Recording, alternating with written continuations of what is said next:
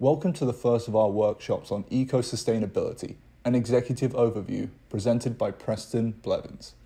Preston Blevins is a practitioner, consultant and project manager with over 40 years of experience. Currently, he is a volunteer leading a critical educational initiative on eco-sustainability for ASCM San Diego chapter. Okay, well, let me just kind of move beyond the this to this, and I hope you can see that. And let me get this annotate little thing up going and the spotlight and all that. But I just wanted to explain where this course fit in an overall architecture that we have in the SIG. And in many ways, we started it backwards in that we started to run, when feasible, monthly meetings on all the key framework standards, methodologies that influence that provide the tool set for us to use in our companies to do battle against climate change. And there's quite an assortment of proven, cohesive tools out there. And so we do have a library on our website of all these frameworks and standards, et cetera. And in fact, in this overview, it really should have come a year earlier, because in it, I'll mention everything that should be in our recorded library. And we recorded everything so that people could go do self-study, meaning if they wanted to watch it again, they could do it 24/7.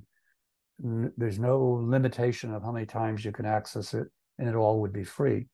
And another part that we developed and still are developing is a curated materials self-study section.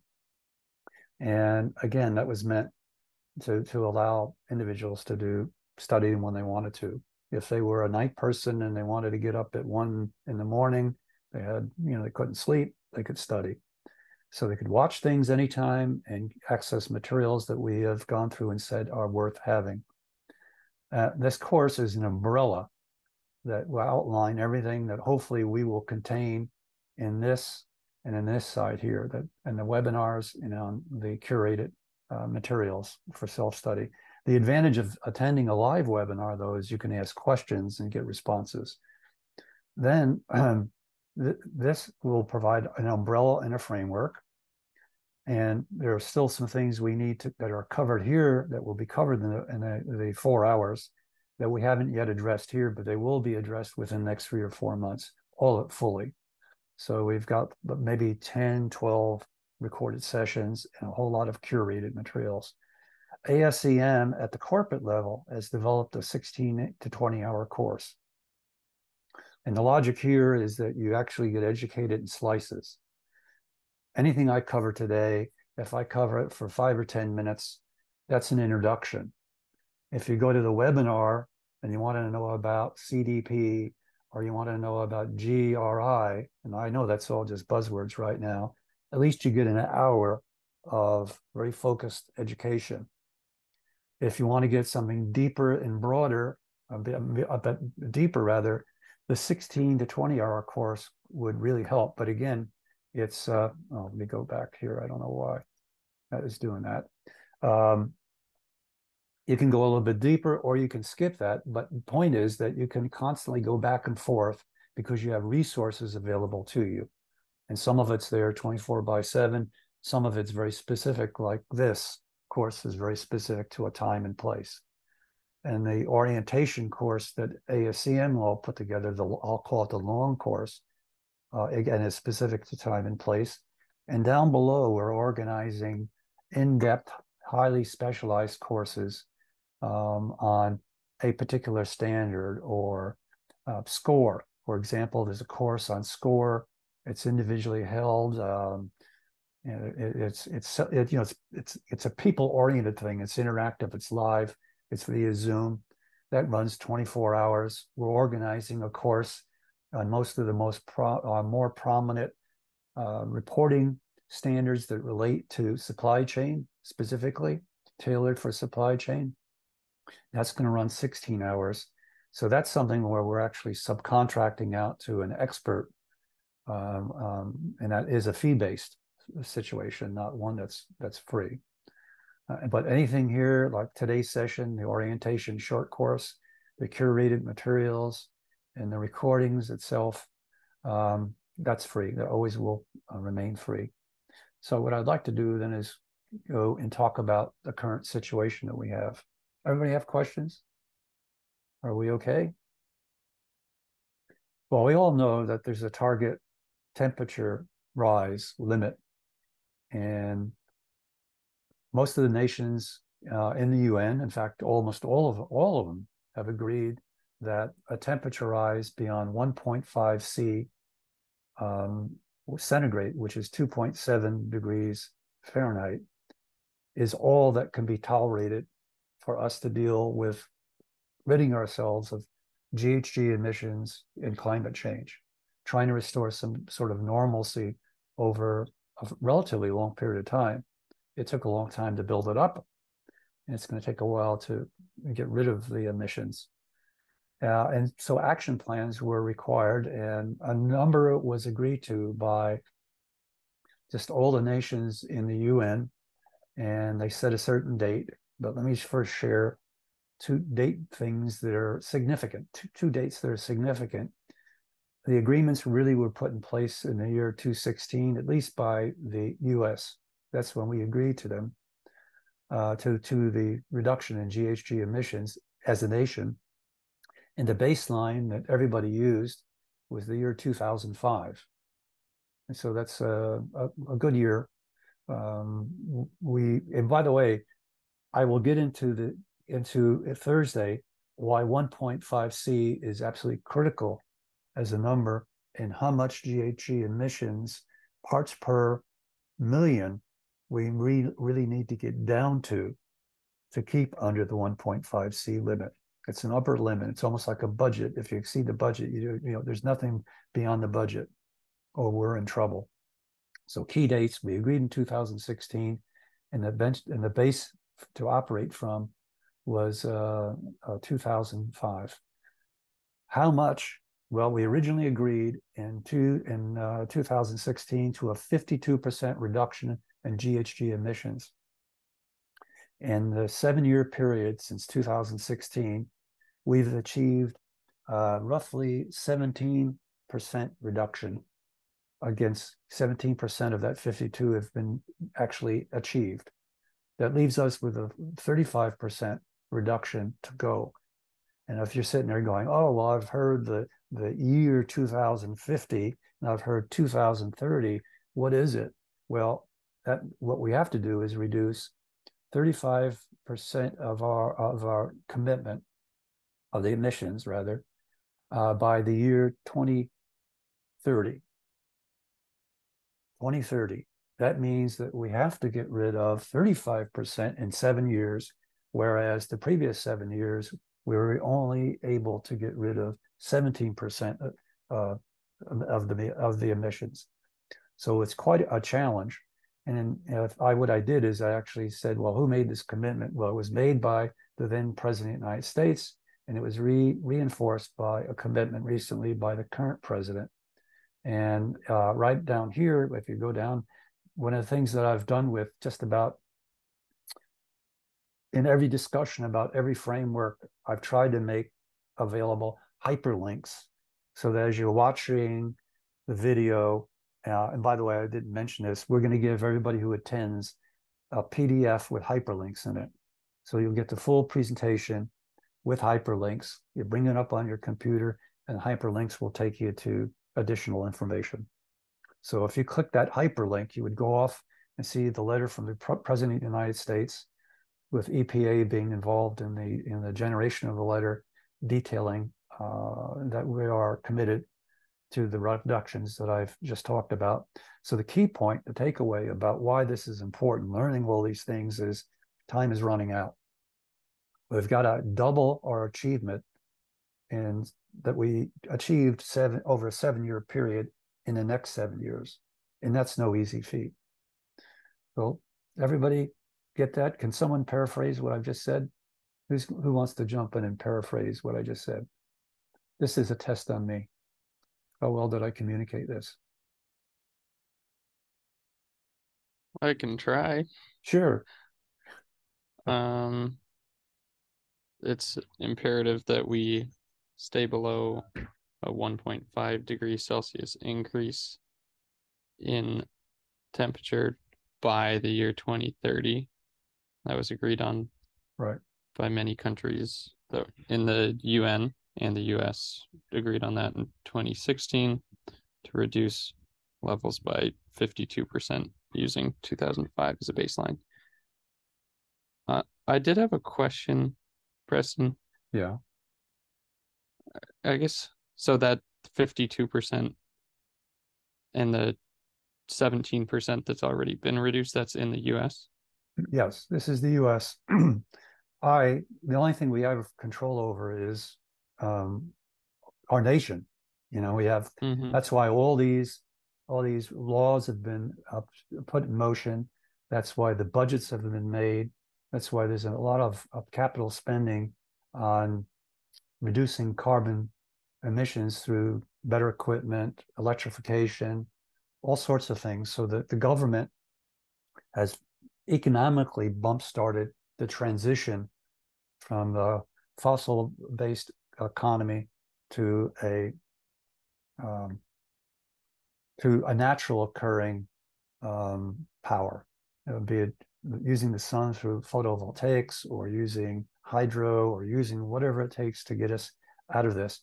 And in the Thursday session, I'll get into actually the nitty gritty stuff about parts per million and what it means to go beyond 1.5, let's say to 2 degrees Celsius.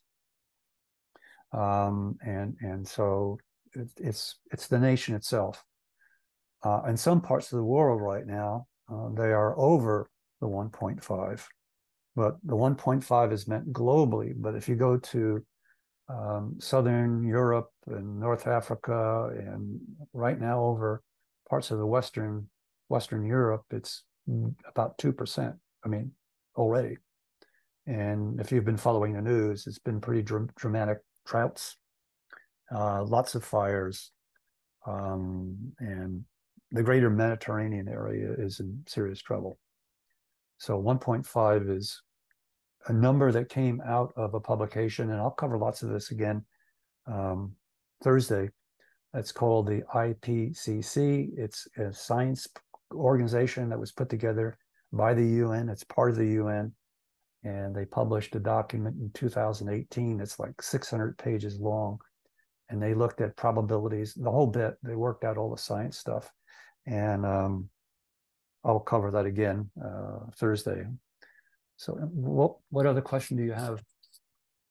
Or did I answer your question? It's the US, and everybody else has basically agreed to the same, although in some cases, because of the war in between Russia and their invasion of that took place. Germany, for example, was very dependent on gas, and now they're burning more lignite or coal. And so Europe is in a dilemma. Their circumstance that they're in is not very good at all. But everybody else pretty much has agreed to about a 50% reduction. And it's up to the management of their country to figure out how to fund it, how to make it happen. And in the US, we're making progress, but the progress needs to be stepped up. The infusion of money, which has been a tremendous amount, is very significant. It's probably the biggest investment that the US has made in many, many, many decades, if not ever, excluding war, Second World War, etc. So. Okay. Thank you, Preston. Yeah. Okay, moving on. Anybody else have a question? The point is that 7%, a 17% reduction is terrific, but that leaves us now stuck in the next 7 years with a 35% reduction, or twice the amount, and that's very aggressive thing. Anyway, here's what I will call a discussion outline. You can see I've been trying to encourage discussions. Hang on a second, please.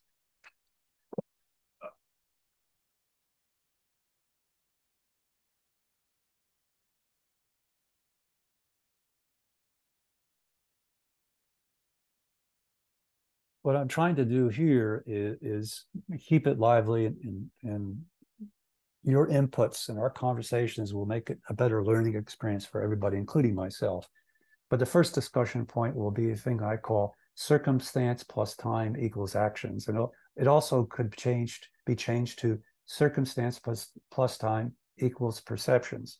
And I just want to go about looking at the civic side briefly, and then the manufacturing side, and how it's very hard for you to walk into a room and have a conversation about sustainability and find everybody in agreement. So I'll go over that in a few minutes. The next point to be brought up is the history and catalyst for change. And even though this may sound like sort of a, why would you want to do that? Let's just talk about everything that's immediately current. But there's been a dynamic, and there's been 3 distinct phases of development in providing the initiatives to reduce the carbon emissions, the tools and methodologies to do that have occurred. But there's been 3 distinct segments, and appreciating that. And where we're at right now is we're poised where we have just about everything we need by way of tools. By tools, I mean frameworks, methodologies, standards. Still rough edges in some cases, but everything that we need is there. But understanding the history, I think, is very important.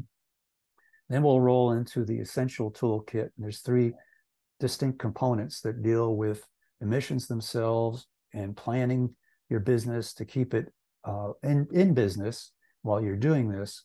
And then I touch on water, because we do have a water crisis across the globe. I know we had a great rain season this last season, and we may have another one, but rest assured, there'll be a big drought again, and there's droughts everywhere, spread out across the globe. So we'll talk about water, because we haven't been treating water properly. We've been using an antiquated way of measuring water, and we'll discuss one that is science-based and could do the job for us. So that'll be the essential toolkit. And then we'll go into reporting standards. The nice thing is that a number of standards have been developed that have been implemented, shown to have value, that are well thought out, and they're de facto standards. People just say, that's it. Buried within every standard is performance measures. So this is what's going to come out as a performance. Out of these standards will be performance measures that, in the world and the business community, will look at that, and is currently looking at those standards and the performance measures that are contained within them. And that there's quite a bit out there. So I think you'll find it interesting. And it's been a little bit confusing, because there's been consolidation and extensions and all kinds of things that have happened. But a really rational picture is evolving. So the next point after that is long-term planning. Up to now, there has been no long-term planning methodology or framework, and one exists today and is gaining traction. And that's called Science-Based Targets Initiative. And so we'll go over long-term planning and take a peek at it. And it has a lot of momentum. And the founders of it happen to be de facto standards for GHG emissions and reporting, GRIs involved. I mean, just a number of real thought, leaders, real leadership was the foundation for this new initiative. So it's really worth examining. And then we'll move into thinking outside the box. There are certain things going on right now to the average person. They don't even understand what's going on, because you got to connect the dots. And if you're busy and you're not attentive to the developments that are going on relative to sustainability, particularly on the money side, the finance side, is rather dramatic. And slowly the pressure is building where virtually no one's going to escape unscathed who isn't taking the appropriate measures to combat climate change. So I think you'll enjoy that part, because it shows there's no place to hide, no greenscaping will be tolerated, and the pressure is building, not only in the U.S. but even more so over in the EU. The EU actually has a lead over the U.S. in taking decisive action and we're playing a bit of catch up. And the last part will be the future starts now. That is, we all talk about the circular economy, but it's such a transformation that it needs to start now, because it really starts with the engineering of future products. And so we'll touch on that very lightly. But in all cases, we'll be having discussions of 5 or 10 minutes on a topic, on a standard and a framework and a methodology and this and that, and organization. It won't be, a deep dive, but it's enough for you to understand what it is, the benefit itself, and hopefully motivate you to want to go learn more. And that's where the next step would be webinars or go to the Curate, etc. So let's move on now to, anybody have any questions about the discussion outline? And I'm open to answering any question at any point in time. Okay. The difference between civic and industry is, there is a difference, but the root causes are still the same. It's emissions, and you combine that with some bad management of things like forestry and water itself. They're all shared, but how they're viewed is differently, how it impacts people. So I'll get into that in a few minutes. And some of it's our environment. We talk about the way a person behaves, and when you think it through, we always talk about, well, some of it's genetics and some of it's environment. So we'll talk about the environment part, the things that influence our thinking about sustainability and in general. So the civic side, I'll call it the apple side, because both apples and oranges are still fruit, but civic has similar problems, but not the same, and similar perceptions, but not always the same, versus manufacturing. So let's start with that. I found this graphic and I thought it was great. It was a flat Earth view of the world with stick pins. I said, well, those are all NGOs and local organizations. They could represent protection of a large lake or a forest, or areas where they wanted to remain pristine. But the number of stick pins actually is misrepresented here, because there's so much going on the civic side that you wouldn't see any landmass right now. And everybody is focused in on a patch, a patch of land, a patch of water, their particular situation, where they live, etc., and the climate and all that. And so you'll see many, many different views of sustainability. That's my point. So here's some of the things that influence people on the civic side. First of all, it depends on your geography and climate zones. If you're up in New York City right now and they had the flood, their view of climate change is flood, right? Their geography is not particularly good, because the whole place is really susceptible to sea level changes. If you live in Arizona and you've just gone through, 20 some odd days of temperatures well above 100 degrees every day Fahrenheit, your view of sustainability is, how do I deal with heat? And the one's, how do I deal with flood? The other one's heat. So climate zones and geography play a big difference. If you're in a mountainous region and the air degradation is increasing because of forest fires up in Canada, your view would be different as well. Food sufficiency and energy sufficiency is a big deal. People don't understand that many parts of the world, the countries are not self-sufficient in food or energy.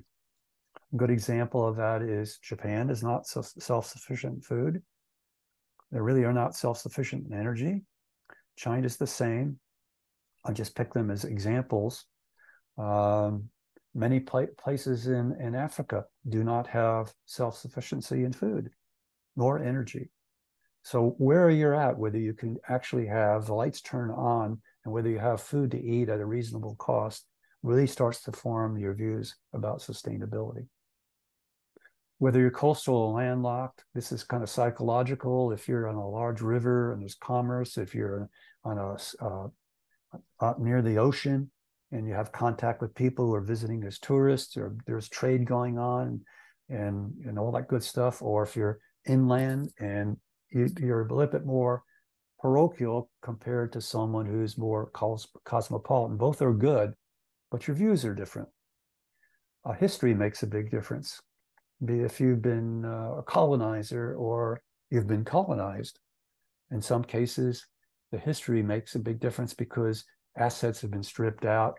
Development sometimes has been hindered. It's not as progressive as it should have been. It wasn't on an improvement slope going upward. So history is important. They all impact our view of sustainability today. Demographics. All of this is very subtle. All this is occurring. We don't even think about it. Demographics is a big deal because right now in the US, we have a problem. If you took something tubular and you had 3 sections to it, and you said the bottom section was young individuals being trained and being guided to maturity, and then you had the center section was a trained, experienced workforce, and then the top section was a workforce exiting, older workforce exiting the workforce itself. They're going into retirement. The ideal situation is to have all 3 basically about the same number of individuals. Well, in the US, we're going through the exodus of the boomer generation, which was a very big generation. And the problem there is that they used to be the investors because they were earning a lot of money.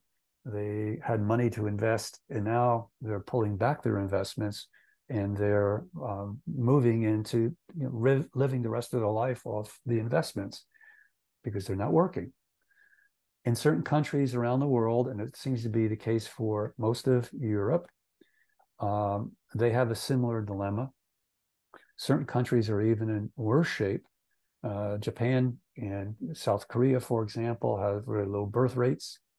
China has the same problem, shrinking population, mainly newborns. So you have to have balance.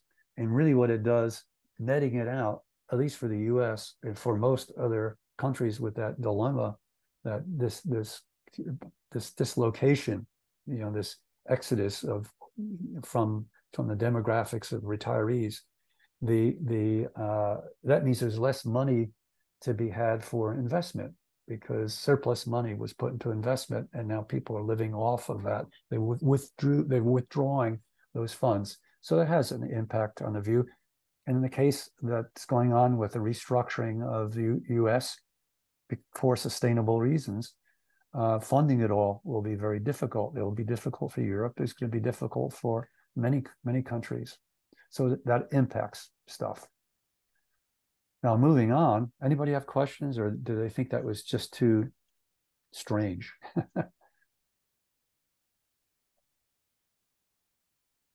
You okay with that? Okay. Does it resonate?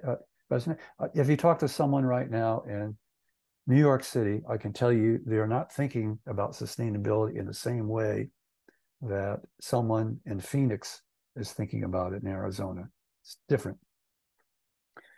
In manufacturing side, the considerations are somewhat similar. Geography means a lot. If I'm a factory like the chip manufacturing machinery that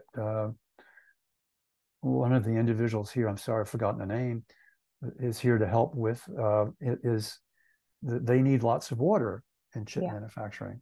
Okay? And it's a very, very specific water. It's highly purified. Mm-hmm. So if they're in Arizona, their thoughts about sustainability is, how do we take a small water supply, highly purify it in some way, make sure that we can figure out how to reuse it again, because the supply of water is limited. Yeah, the new factory built in here, they build all sustainable water systems. Right. And so they have to make the investments. So their mindset in Arizona is right now, and it's not just that factory. I'm using that as an example. There are homeowners who bought plots of land, built communities, and suddenly they're out of water because they were living off of aquifers, and they've all drained up. So if you're living in New York City and you have a factory near New York City, and New York City is slowly sinking underneath the rising seas. I'm not sure if everybody's been keeping up what's gone on, but parts of New York City was totally flooded. Their view of sustainability and issues are different. So geography makes a big difference right now, and the strategy that someone has in their perception of sustainability. The other part is the location of a factory. Once you recognize that temperature is going to rise in certain areas like the Southwest, where you place a factory and how you place a factory is very important. If you do it right, you can get active cooling if you orient it correctly. So someone who wasn't worried about that 30 years ago built a factory, they now have a problem because it may not have had the right orientation for active cooling in the summer and active heating in the winter. Another part would be factory construction. Was it built? Is this an old brown or gray scape factory? Is this built 30, 40 years ago and had minor investments as far as energy efficiency and cooling systems? And so, or is it built to the LEED standard, which deals with efficiency of use of energy and cooling and heating? Another consideration is the energy source. Since you will soon see that the GHG protocol, which is the methodology or the standard for measuring your carbon footprint and all the basis for all your planning moving forward and how to reduce it, it uses the concept of inheritance, meaning that anything you receive from a supplier has a GHG protocol in that product or service, and you inherit it, and then you add to it. And then when you're all done with it and you hand it off to the next processor or owner of something, they add more to it, but they inherit yours. And I'd have a little exercise here in a little bit, in a short period of time that goes through that, how this accumulation occurs. And this logic also applies to the water footprint assessment. So GHG emissions, water, use that same inheritance logic. So, but if you buy energy from someone producing electricity via coal, a utility, you inherit the fact that coal is dirtier and has a nastier GHG profile than natural gas, which has in turn a nastier profile than hydro. Hydro still has some emissions involved in it. And of course, it keeps on going down. So the energy source is important. You're stuck with it, and you have to have planning that mitigates that, maybe building solar throughout your facility. I know there's one pharma company in Oceanside. They have everything solar panels, right? They paneled everything.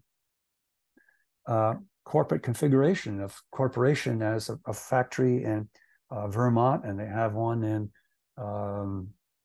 Washington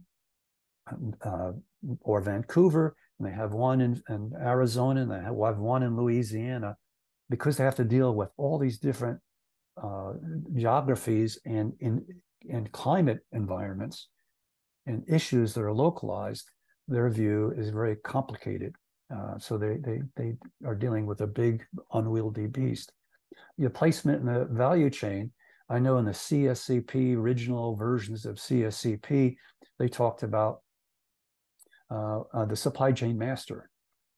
Well, where you're at in that supply chain hierarchy is very important. If you're the master there, you're the one that deals, you're the nearest to the customer, the end customer, you dictate rules more than someone 3 or 4 levels below or upstream.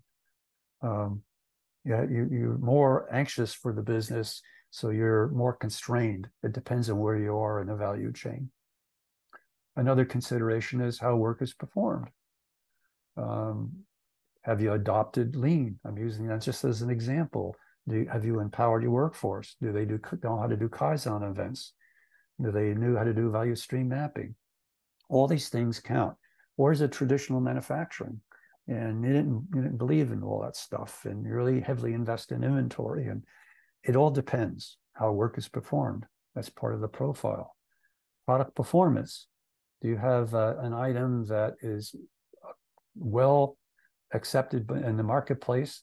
It's been a cash cow, but in fact, now that we're going to start measuring how much energy that product uses or how much water that product uses over a lifetime, and the public will know about that because that will become required information, that will affect your view of sustainability. That means you're going to have to re-engineer all your products in a very significant way. And you're going to have to find the next point. It really talks about capital budget. If you have to undertake very large engineering projects that consumes a lot of money, if you're a low margin company or versus a high margin company, meaning your products are either low margin or high margin, you have to find ways of getting money if you're low margin. If you just don't have, you have to have access to capital. So you have to think your way through this. This is kind of a tricky situation. It's a game of chess trying to figure out what to do next, what problem to overcome. Supply chain partners. You may have a partner that was excellent when it came to on-time delivery, excellent when it came to price, excellent when it came to reliability when it comes from scheduling standpoint, but maybe their factory is dirty and you're going to inherit a prorated amount of their GHG emissions and everything you buy from them. So who your partners are is very important. So there's going to be a lot of partner swapping over time with all the things. Regulatory compliance in the state of California, they are really pushing down very hard, and the cost of operating here will go up unless changes are made by the companies.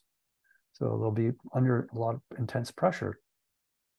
And I won't go into this too much, but ESG financing and status in certain states in the United States, there have very conservative governments who currently believe that the only obligation the manufacturer has is making profit, not doing it in a non-destructive way, not doing it without regard to the well-being of any others other than them making a profit.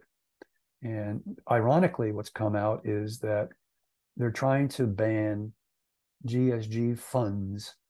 And by banning them, it is estimated that at the state level, when they have to go borrow money, the interest rate they will be charged will be significantly higher than states that encourage GHG reporting. So interesting dynamic. Anybody want to make comments about the way I profiled the civic side or the manufacturing side? Any questions? So I have a question because right now we're promoting the electrical vehicle, but with this going on, it's going to have even further impact on this. But in the meantime, the government is promoting more EV in the near future. Right. Is that going to create conflict on this? Well, it's a transition. Anytime you have a transition, it's bumpy. I mean, we're actually trying to transform our economy away from the use of fossil-based fuels, and so and we have to start thinking differently about temperatures, the environment, the climate. It's no longer stable. The things that we've built up, the whole civilization across the globe, based on assumptions about how the climate will perform. So yes, by the way, EV by itself, the vehicle itself it still has a GHG profile. That doesn't go away. The point is that when it comes to the energy, if in fact it is not fossil fuel based, it's clean energy, then that's where the big payoff comes. It comes with the clean energy. And later on in the course, on the second leg of it, Thursday, we'll look at the sectors that are being used to do planning on where the heaviest impact will occur. And they're trying to spend more time helping them with the tools to get the job done.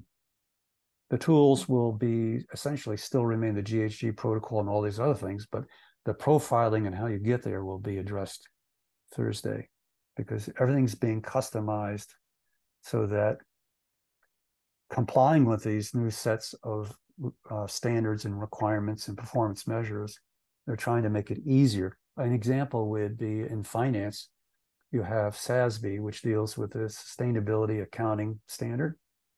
They have 77 different profiles that will cover that are industry specific, because they want to make it easier for people to understand what to do and how to comply, and not let them go deal with one vanilla standard that is very difficult for them to understand. So a lot of customization has gone on where specific profiles are being developed. But EV is going to make a big difference.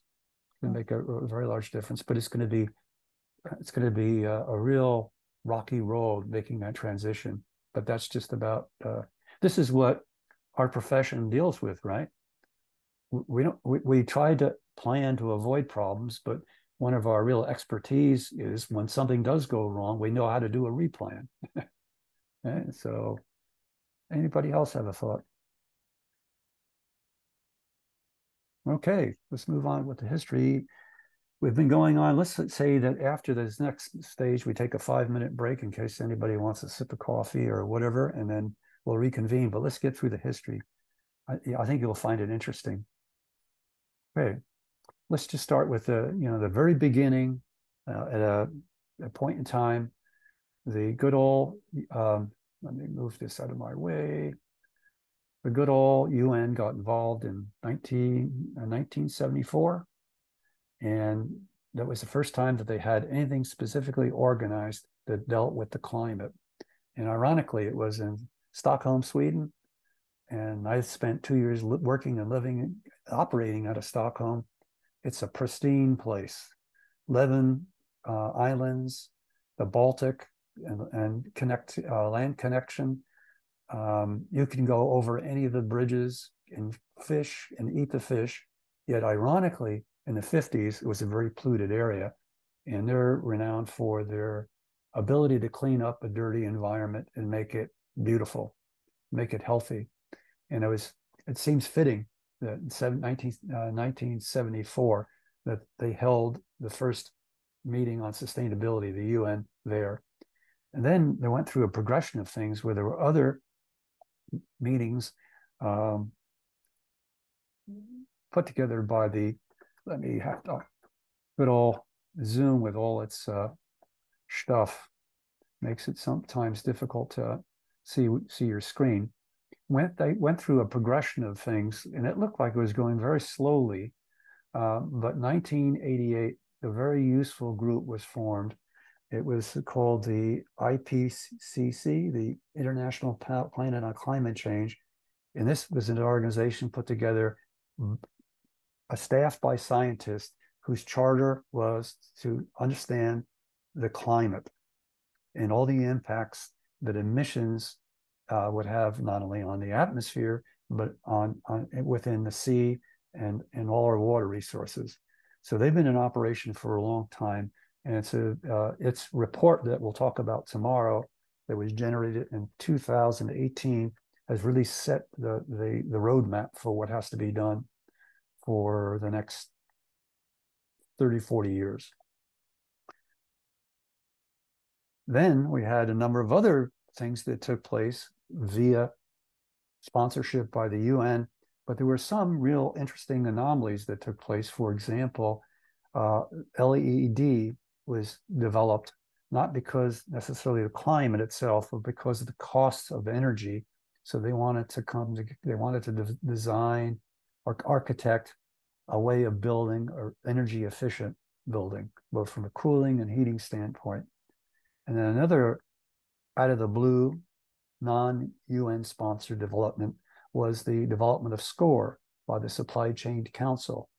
And that was because we were going from an environment that occurred roughly in the mid-1980s. Most emphasis was on a vertical integration, much like Henry Ford with a car. So purchasing things still took place, but the real value in any company seemed to be on acquiring more of a vertical integration either by acquisition or organic growth. And in the mid-'80s, everybody concluded, particularly management of very complex organizations, that it would be best to adopt what they then called the core competence model. And what they wanted to do then is spin off divisions that weren't at the core competence that they had at that time. That was, for example, if I use automotive manufacturer will say, I'm good at designing and building cars. I put them together. But what goes into a car isn't necessarily my expertise. So I have owned this transmission division, so I'm going to spin it off, and they'll now become a supplier. Or I've got this hydraulics division, I'm going to spin them off, and they'll become a supplier. But what they realized by the mid-'90s is all our expertise had been directed toward managing something that was vertically integrated more than horizontally integrated, because we were replacing the vertical integration with horizontal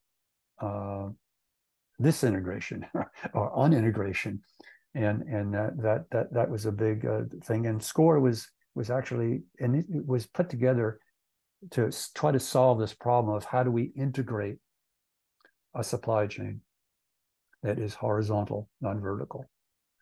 And the next interesting development that was non-UN integrated, or initiated, I should say, was the GRI initiative, or Global Reporting Initiative. GRI occurred because there was a horrible accident in Alaska called the Exxon Valdez. Major tanker leaked, and oil ruined or really damaged badly a pristine environment, and everybody was in an uproar. And what they did at that point is they were just looking for transparency to take place with what companies were doing. They wanted the public to know and companies to tell them what they were doing, and not try to hide things. And actually, at that point, Exxon was really kind of in trouble because they had issued a report in 1974 about the perils that the oil industry was bringing on the environment, and then they retracted it and denied it. So Exxon really did not have, they didn't have a big community of people happy about them. But primarily, from the beginning in 74, primarily the UN was the big instigator of activities. The three that I mentioned, LED, SCORE, and GRI, were anomalies. But something dramatic happened. So this is what I call the UN phase, where the UN was really the driver. And you can see why it was so slow, because you had 200 nations and trying to get them to agree to the problem and what to do about the problem. And it's kind of like herding cats. It's an expression. Cats are very difficult. You can't herd cats. They're too independent-minded. But the big event came in the year 2000, when the UN Global Compact of 10 principles was drafted and pushed out it was put together by the UN and pushed out to the business community and said, we have a problem. We want you to go solve the problem. And the thing that happened was, in that Global Compact, there were 7 principles. Principle 7 was you should take a precautionary approach. And when I heard that precautionary, I looked it up, and it was very strange, because normally you're just, let's be cautious. You have to be cautionary. But what's precautionary? It really means be extremely cautious. Don't jump to conclusions. You make sure that science supports the actions that you take. And this gets back, and it was a wise move, because in 1988, they formed IPCC. And promote greater environmental responsibility was Principle 8. And I think that's happened, but at the same time, it's created a lot of confusion, because everybody lives in a different sphere of influences and conditions and circumstance. But the good news is most people today have some vision of what sustainability means. And the last one, 9, was encourage environmental friendly technologies. And I actually should modify that, because it really should read encourage the development of environmental technologies. And a lot of that's happened. I guess the most standout thing is solar. And now they're working on hydrogen. although I'm not sure that's going to work. But it will work for certain applications. And a lot of innovation is taking place all over that just doesn't make the news regularly, or when it does make the news, it's categorized as sustainable, and only people who are really into sustainability are looking at it. But this particular compact really made a big difference because it was a catalyst for a lot of initiatives and developments. For example, in the year 2000, an organization called the Carbon Disclosure Project was formed, and its goal at the time was to create a database of all GHG emissions and ask companies to report those emissions and put it in their database.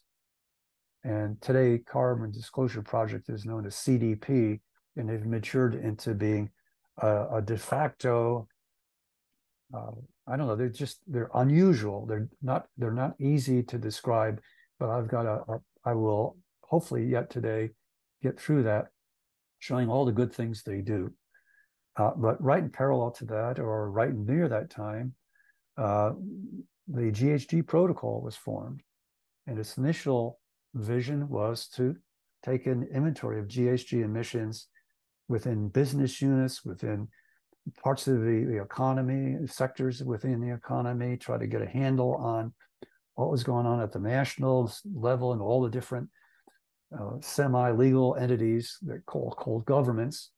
But its initial publication, the corporate standard, really dealt on what they call Scope 1 and Scope 2. And Scope 1 was the enterprise itself, the entity itself, anything that it was responsible for and had management responsibility or financial responsibility for. And Scope 2 is the procurement of energy from utilities. And so that's where it started. And that's where most progress has been made over the years. Just about any major company today has done a Scope 1 and a Scope 2 report to the CDP or to state or governmental entities in some form or fashion. ISO started to get involved. And then right after that, GHG reporting. And I didn't know this. GSG reporting was, in fact, recommended and promoted by the UN. I didn't know that. I just discovered that in the last year. But the next real dynamic that was very useful to understand was ISO, who's considered, the gold standard in all standards themselves. They came out with a collaboration called ISO 14064, and it was done in conjunction with the GHG protocol, which gave the GHG protocol all kinds of credence and acceptance by a vast number of organizations and companies and enterprises, etc. So that was quite an achievement that the GHG protocol collaborated with ISO. Then in the year 2007, the recognition that the climate warming was really affecting the availability of blue water. Blue water is anything that comes out of an aquifer, a river, or a lake, or a pond, or a stream that is drinkable. So, we need blue water. And you'll see that we're in terrible shape when it comes to the blue water supply around the globe. So that was formed, and that the UN pushed that. And it was called the UN Global Compact CEO Water Mandate. And then an organization in 2008, the Water Footprint Network, was established, and it was the first truly science-based look at management of water, how you classified water, the concepts that we'll get into in a little bit about the direct consumption of water versus the indirect consumption that is embedded in products. So we'll get to it. It's almost like the GHG protocol, where we talked about the carbon emitted in a previous step, and now that product is sold to the customer. The customer inherits the carbon in the product that they've just purchased, and that's the baseline. And then they will add carbon, and they will use water, etc. So same concept in the Water Footprint Network. And I need to move this little thingy out of the way because it's blocking everything. And the next step that happened was really the GHG protocol Scope 3 was developed. And Scope 3 really is not only the upstream supply of products to the customer, but it's also the downstream part of a product's life cycle. But Scope 3 was actually published in 2011. And by that time, there was a lot of pressure, and most companies had actually, within, for example, the Fortune 500, they had been successful in putting together Scope 1 and 2 annual reports. But Scope 3 was different because there's a lot of complexity in it, but it was published and it is available. It has been available since 2011. And by the way, anything in this will have, if we can have hot links, we'll have hot links, hyperlinks. And when you get the PDF of this session and the Thursday session, you'll be able to go online and look at the protocol and download it and all this stuff. And in 2012 and 15, the UN developed the Sustainable Development Goals. And I would say that it supported their earlier attempt here. When you go from here to ESG reporting, it's somewhat in line with that, but it's really a combination of what is it, 17 goals. A lot of them are pretty hardcore, but many of them are idealistic. It talks about the quality of life, et cetera, hunger, the whole bit. But it was quite a leap from GSG. GSG is more abstract compared to the development goals. So this whole second phase, starting with the UN Compact 10 principles, I would call this the business cycle, business coming up to speed, because all of a sudden now we had ways of inventorying GHG emissions. We had ways of inventorying and water consumption. We had the basis of credibility to these new standards via the ISO 14064. And by the way, the Carbon Disclosure Project, this little group here had grown into a real powerhouse hybrid organization. And it made it in, they started to, in 2000, I think it was 7, they started to include water consumption as part of the request they made to companies that wanted to be part of the action, and what all that means will become apparent when we start to go over the CDP, or Carbon Disclosure Project. But that was the second phase. And the third phase has just recently occurred, and it started with finance getting involved. In 2011, SASB came into existence, and it has 77 different profiles that affect the financing and the accounting part of the equation. Up until then, basically, all the damage done by GHG emissions and the use of toxic chemicals had been hidden. All the costs were absorbed by the public, never by the people using the toxic chemicals or creating GHG emissions. So now we had a standard, and SASB is often paired with, down here, the GRI, the Global Reporting Initiative. SASB looks at incoming impacts from the outside into the corporation, whereas GRI looks at outbound. And the GRI report, people talk about things that they're doing internally that would impact the communities and the public at large. So that came out, and today it's not unusual to have a SASB filing and a GRI filing as part of the E part of ESG. And the next thing that occurred was really TCFD, which the investment community found that there were hidden risks associated in the reporting of public companies that were traded on the stock exchange. And they wanted a specific declaration and clarity, quantitative numbers and quantitative numbers rather, and in discussions and descriptions of the things that they were doing to the outside world. to particularly investors, very investor driven. So that came into existence, and TCFD really gained a lot of traction very quickly.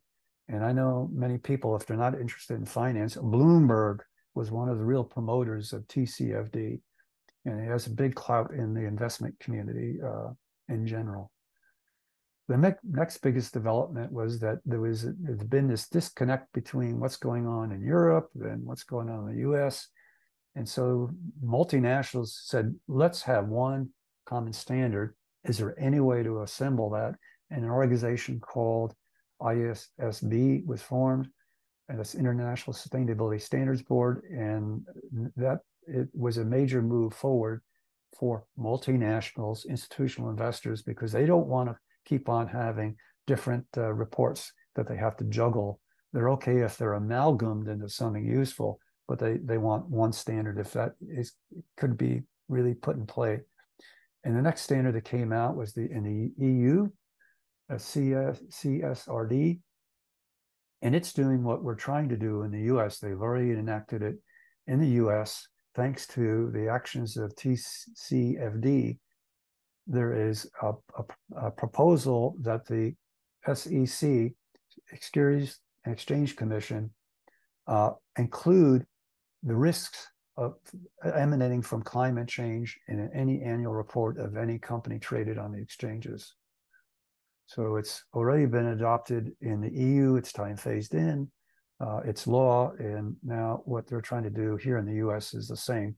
Right now, there is a proposal to have mandatory Scope 1 reporting, GHG protocol Scope 1 and Scope 2 in that TCFD-like report by the SEC, going into the SEC.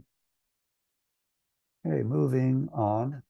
Any questions? Oh, I forgot about this. I put this whole together some time ago, and I did this in PowerPoint. And PowerPoint doing something like this is really quite a chore. I missed two very important milestones, developments. One in 2010, the circular economy concept was created or accepted or published or entered into our mindset. And in 2015, SBTI, Science-Based Targets Initiative, was formed. And these two will be covered in the Thursday session. And I would have to say that SBTI really is quite a powerhouse in my mind. I at first thought, wow, this is kind of silly, but it has great founding organizations that are well established. Example would be the GHG protocol as part of the group that helped the development of SBTI. WRI, which is the developer of the GHG protocol, is involved. They were part of the founding group that helped get it off, get airborne, use an expression, and also the UN. All three of them were catalysts to enable SBTI, which is based on long-range planning, all science-based, etc. Would anyone like to talk about the three distinct phases? Just kind of test my logic. Did it make sense? And can you name the three? Who'd like to volunteer that?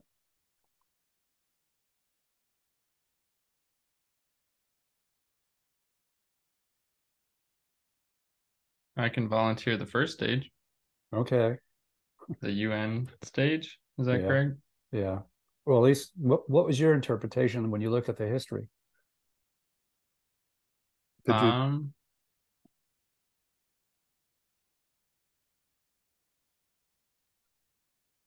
Might have to think on that for a second. It seemed to get more and more involved in not the UN or maybe government level, but separate organizations like NGOs and regulation. Right. But that's more 2 phases, not 3. Yeah. The after that, the business community really did seem to take over most of the activity in the second phase, and the third phase now is all going to the financial community itself. Investors are driving it all. So, anybody have any thoughts or any questions about that history? I think So- you did well on like how you showed where it was silos vertical, went to Right. horizontal, and Mhm. now it's kind of the history moved to manage horizontally. I Yeah. mean, the whole, I guess, business cycle, right? Right. Well, my personal opinion is that the reason why they did it, we had pioneered by the mid 80s a good knowledge of multi plant management and coordinating things. We knew about multi plant management. We knew how to do it. We had software to do it. We had best practices, etc. I think we didn't have that current generation, and this is a generalization. I don't think we had competent people at the C level. That was part of the reason why they wanted to disengage, just let's get rid of this factory. It's too hard to manage all this. It's too much complexity. They didn't have it. They didn't think of ways to simplify, really getting a good feel for what was going on, etc. So I think we had a real cadre of poor management. That's my personal opinion at the C level. Not in every company. Some really were spectacularly great, but on average, it was pretty pathetic. So now they're struggling still with that, and the only remedy to that is really in the end is SCORE, getting that horizontal integration understood and how to fix it, etc. Okay, let's move on to the essential toolkit. And first part of that really is SCORE. SCORE is really has grown into quite a remarkable framework. People have put tons of energy into figuring out how to connect all this stuff together. And it's not by numbers necessarily, just by numbers, like paint by numbers. You still need expertise to make decisions, but in the end, it puts out everything for you and you're forced to make decisions. And the other tool is the GHG protocol, scopes 1, 2, and 3. And I think 3 is becoming very, very important because 3 represents, depending on the sector of the economy, it can represent 80% plus of the total GHG emissions, particularly with this emphasis on outsourcing and the horizontal integration going on.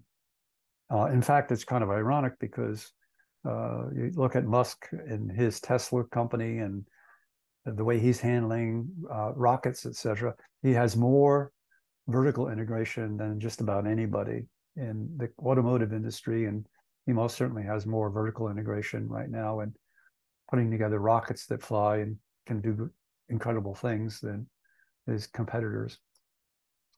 And the water footprint assessment. These are the bare essentials in my mind, particularly the GHG protocol. You cannot go anywhere without having done at least a scope 1 and 2 in most places today. And it'll be virtually impossible in the near future. I mean, really soon, not to have a 1 and 2 scope reported and housed in a CDP database. In fact, when I first did my studies, Walmart actually had within the CDP database. I'll talk about that in a little bit. I'm getting ahead of myself. So let's go on to the SCORE framework, and let me move. You can't see it as attendees, but Zoom has all kinds of menus that you don't see when you're an attendee that we have to deal with. Supply chain modeling methodology, that's basically what it really is. That's its beginning. That's what it begins to model our supply chain, and that includes internal and external, going upstream, supplier by supplier in progression. And what most people miss is that SCORE really creates the opportunity for discovery, because you have this framework and you're going through it and you're doing some key supplier by supplier on those supply chains and product lines that impact you most. You have lots of opportunity for discovery. People discover things they never knew or out of kilter or really badly damaged. It was formed by the Supply Chain Council. And again, I gave a little dissertation on the context of it being developed. It was started as a private enterprise, and only large companies bought in, and council was formed. And then, the next evolution really was that it became popular enough where the whole Global 1000 or Global 500, all large companies had said, we engaged in throwing off assets and making what was our property, what we own directly into suppliers. And, now we need to figure out how to get our act together and manage that. And then at a point in time, they merged with APIX, and then APIX, now ASCM. And from an educational standpoint, ASC, or Supply Chain Council, was rated #2 supply chain educator, and APIX was rated #1. And that was the general understanding that the combination of the two would make for an educational powerhouse, not necessarily, a giant cash-rich company. Now, as of today, there's approximately 5,000 implementations running from the Navy and various in other major corporations. It is more recently been released for use without any strings attached. So ASCM wants it more widely distributed across the world, which they should have concluded some time ago, but nevertheless, they've made it available. Originally, it was pretty much freeware. You could use it as it stood, and many people did. The original view of it is it started with, maybe get back here. It started with the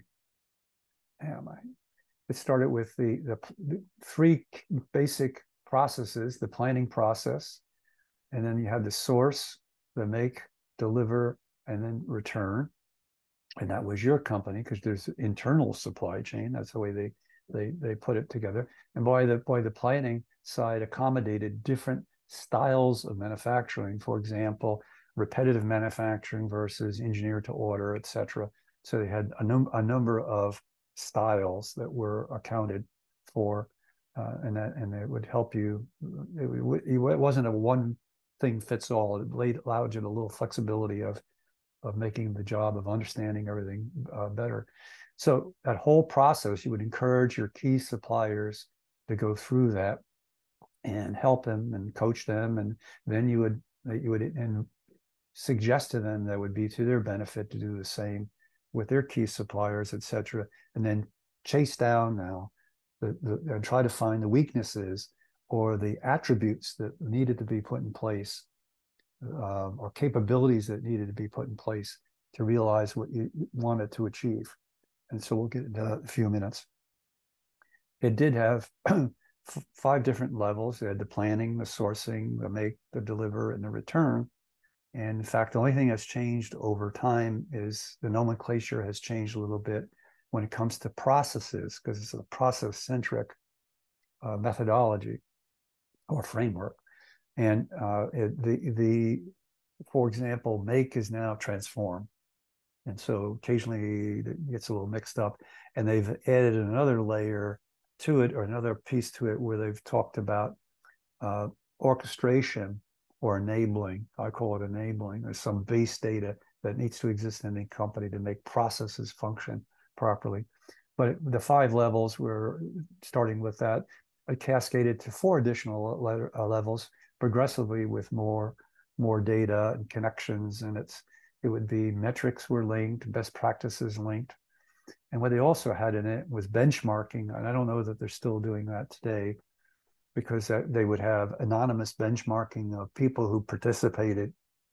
So if I was in electronics and I had another member in electronics, unknown that they were being compared, they could compare each other, themselves with each other, but it was anonymous. So it didn't give them some away trade secrets, or etc. Then they added a visual representation. I remember that. They also always looked at the length of a supply chain as being a negative. And so we know, because of the global economy, we've created some incredibly convoluted long supply chains that were, if a seagull pooped on a, something, it might screw up everything. So, but they were very much against elongated, convoluted, complicated supply chains, which I think has gone completely out of favor. This was the representation that I used. When I attended and was first introduced, I was on the Apex board. And so I went to them as a potential partner, and they allowed me to go through their 4-day class. And I became really enamored with SCORE. But they had a handout that looked much like this, which has its origins with the water footprint network. And it showed just, how the global supply chain community looks. It's just got too much activity, too much risk embedded in it. There always will be some parts global, but man, every time you add something that's global, you have to make sure it's not too complicated. What they've come up, and this is SCORE DS, which stands for Digital Standard. They've come up with a new way of trying to communicate what it is. It's called the Infinity Network, our diagram. And for me, it's a little too complicated. All of it makes sense, but it's too complicated. And so what I try to do is think about it from bottom up. And what the first part is the orchestrator enabled part, which is this very base data that's needed for all these various processes to operate properly. The next level up is the basic processes themselves. And again, you can see that there have been changes in nomenclature. Make is now transform. And by the way, they're very early adopter of sustainability because they had this return. They wanted things returned, repurposed, whatever. So the basic processes, it's all there, and they've come up with all the data, all the tasks, all the functions that should be supportive of a process, connecting with and working with the orchestrate function itself. And we'll go to a manual they've put together that's kind of cool. And then that very next part is performance attributes, and attributes relate to what you want to achieve. For example, I want agility. Take COVID as an example. Part of the agility exercise is I have a chaotic disruption. It could be epidemic. It could be anything. It's chaotic. And a key supplier to one of my best moving product lines has the factory disabled. So maybe it's not COVID. Maybe it's an earthquake. Maybe it's a flood. What would you do? And, so the attribute itself is the objective, but from that, you will derive the metrics, performance metrics, because you're trying to achieve agility. What do I do? And I had a personal experience with this because I guess, about a year after I attended the course, I was with a company that made ingredients. And they made really complex ingredients, but one of their customers had a simple ingredient that they provided. And they happened to be one of the top 3 non-alcoholic beverage manufacturers in the world. And they wanted to protect supply East Asian area. And so what they did is they came to the company and said, I want you to have buffer stocks. We'll pay for it. You maintain them. And you allow us to draw off them, but you're always responsible for maintaining a certain level of the buffer stock. You're going to do it, and we'll pay you for it. And by the way, if you have to also manage the shelf life of the buffer stock. And we were having this meeting because the company had never had anybody demand of them to do that. And so the CEO knows, I don't know what's going on. What's going on? And I said, wait, these guys have adopted SCORE, and they're minimizing risk. They're looking at agility. So they want to minimize risk, and they want to look at agility. And he kind of quieted down, looked at me, and the discussion continued with the group. And then he went over to a computer nearby in the conference room, went to the web and looked it up, and came back 10 minutes later and said, you're right. They've adopted SCORE, that thing you called. SCORE. That's even in their narrative about what they do to keep their business intact. So performance attributes are important. They were concerned about agility, whether it be a typhoon, or earthquake, or whatever, somewhere in Eastern Asia. The other one is the connection to performance metrics. What you get is you start to glean all this stuff to performance metrics, because they have to support the things that you've chosen or that you want to emphasize, or you discover you don't have them. You don't have anything that deals with agility. Haven't thought about emergencies. So you need, what is the attribute, and then you pick the correct performance measures to make sure that you're doing that. And then, and in addition to that, they have drawn the connection to best practices. So they've got this network of things that connect. They all talk to each other if put together properly. And what I'm going to try to do is give you some ideas. If I can now stop this share and start a new share.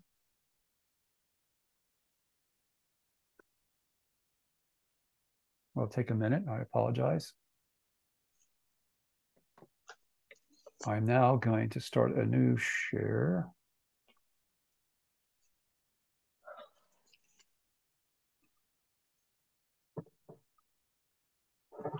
About that base document. I hope everybody can see that. And I know it's rather small, so I'm going to enhance it. I'm going to make it larger. Can everybody see it? Yes. Yep. Okay. Have you seen this before? Has anyone seen this before in our class today? Okay, I haven't. Good. It starts with orchestration. The base layer, these are things that have to exist to support processes. It's almost like the base data, master data, whatever they would call it today. We used to call it the item master. Item master had all the characteristics of a part were combined in one place that made that part unique, that item unique. So here they have a whole set of things that have to be addressed. Supply chain strategy, and they have the action items, business rules, performance and continuous improvement, data and information technologies, and again, list of things that are all defined, clearly defined. Human resources, contracts and agreements, network design, regulatory and compliance, risk, because early adoptions of SCORE were all based around risk. Everybody was worried about risk because they created this thing and they didn't know how to manage it, and the risk was bubbling all around. And they knew it. They could sense that they made a mistake. Governance, enterprise business planning, segmentation, and then circular economy. And when you look at environmental, you'll see that they've added all this stuff when we get there. But this is, again, just the enablers to basic processes, those processes that we talked about. So you got to have those in place. And then you have to have all the things that relate to the planning, the ordering, the sourcing, et cetera, that connect up to that. And so they clearly list out all of that stuff. And all these it's almost, I wouldn't say it's paint by numbers, because there's a lot of interpretation, a lot of expertise about choices, particularly when start to get the best practices part. But what they do is they do that. And of course, they can see that they have all the processes covered. And then they come down to the attributes. For example, reliability, responsiveness, cost, and the environment. And they have another level of them. Agility. Let me go over here, and I haven't enabled the thing there. And they have a profitability, and they have also the one for environmental and social. So they've gone down there, and at that point, they really end this particular part of the documentation of willing share. This is very limited, and but there's more. So let me stop this here and go fetch that. It'll just take me a minute to bring that up.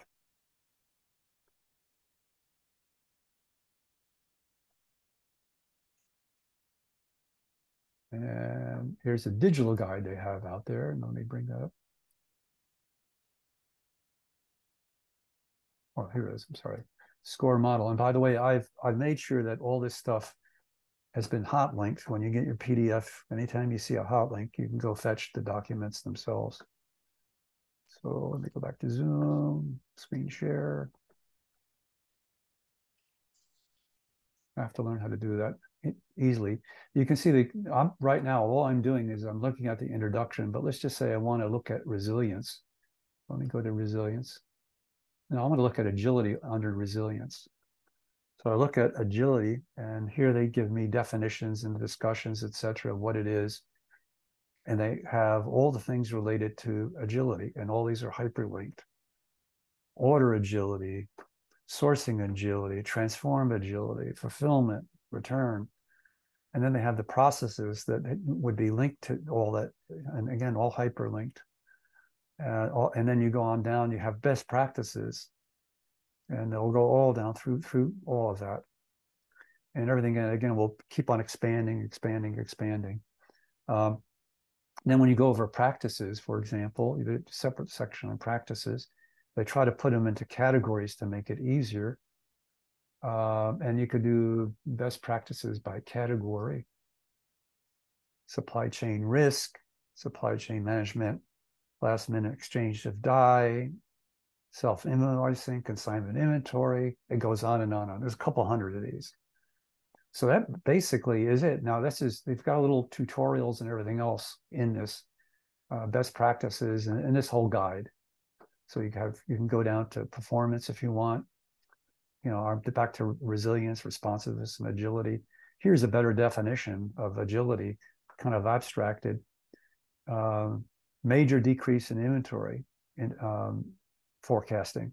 The forecast doesn't meet the inventory. Remember in 2008 when the marketplace crashed, everything went belly up, and the example of the lack of integration in the supply chain surfaced. There was a disk drive that one of the major electronic stores used to carry, and suddenly that store, it was a big chain, said cut in half all the orders despite the forecast we gave to our suppliers. And so they did that. And when the suppliers got them, the first tier suppliers to them, they looked at it and said, okay, something bad's happening. Let's cut this 50% they told us about. Let's cut more out of that. And let's communicate that to our suppliers. And it went through this whole chain, and it actually wound up with the firm that made the capital and made the equipment to make the one key part in that disk drive. And they were the only supplier on the planet. And so what they literally did is they wiped out the whole product line. Just because they didn't have the visibility, they didn't have a methodology, the supply chain. In fact, they tracked in a case study the length of the supply chain, and it was absolutely, positively ridiculous. And so, anyway, you'll see all of this in the PDF that you get of the presentation. Let me get back to the presentation and back here. And I want to reshare. Oh, well, what's going on here? Your screen. Go back there. And I get back into right from here. Oh, I didn't want to do that. Oh, crap. Oh, terrible. What have I done? You can't see these. Close your eyes. Good luck.